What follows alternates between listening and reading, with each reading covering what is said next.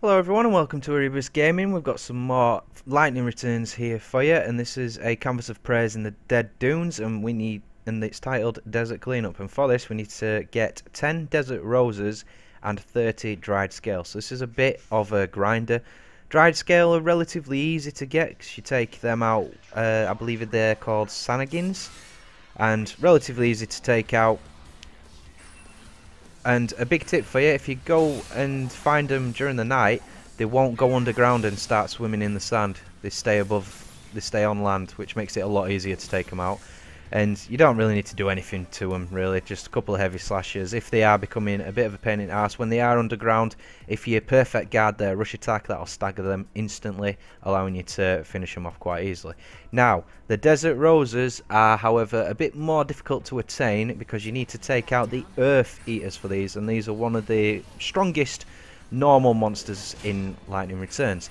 Now, what I recommend for this one is a specific garb which gives you a lot of physical resistance, and the Splendid Admiral does that. It gives you a flat 80%, and you can also 85% maybe, I can't remember, but you can combine that with, it might be 90% actually, you can combine that with the runic ring, and you can make yourself immune. In this one I'm not actually combining those ones because I didn't figure that out until later on, but it's very good. Make sure you switch back to your Splendid Admiral or the other garb when he comes to attack you, and his damage will be pitiful, so it allows you to absorb his damage and dish out your damage when you switch to a more commando role or Ravager role.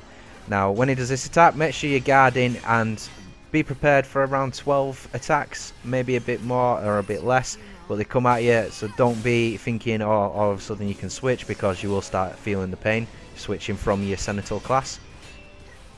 Now in terms of taking this guy out, you need to stagger him once. Once you've staggered him, you'll be able to use your debuffs, but they won't last very long. You just need to control your ATB management and also control your class switching.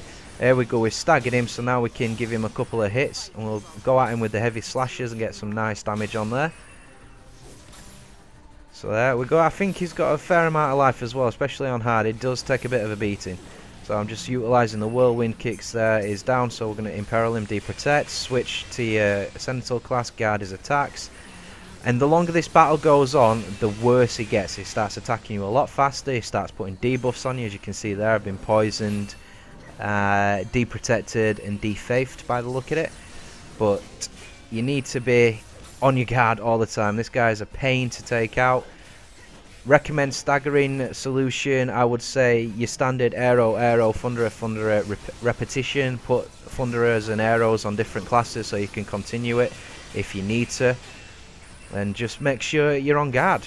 If you're not on guard, you'll know about it because you'll die, unless you've, like I say, unless you've got the physical immunity on your Senator class. It does become a bit of a pain if you don't. So coming towards the end of killing him here, so as you can see, the strategy was protect yourself when he attacks, hit him hard when he's staggered, and to stagger him, use your Rav classes. It's all about being on guard, this one. It shouldn't take you too long. You'll get familiar with it after you've done it. And as you can see, it provides you with 1 desert rose, so get hunting for earth eaters. You'll need to take out 10 in total, which is quite a big ask, but progressively you might not even notice it. Anyway, once you've done it, go back to the canvas board, accept the quest, and for completing this quest you'll get 1700 gil. If it's the first time you're doing it, you'll get yourself an ether and a crystal petal, which is pretty good. I mean the ether, not the petal, of course. In terms of stats, you get a nice 40 to your max HP, 5 to your strength, and 2 to your magic. I would prefer it to be a little bit higher for the grind that had to be gone, but you know, that's how it is. So I hope you all enjoyed, and see you on the next one.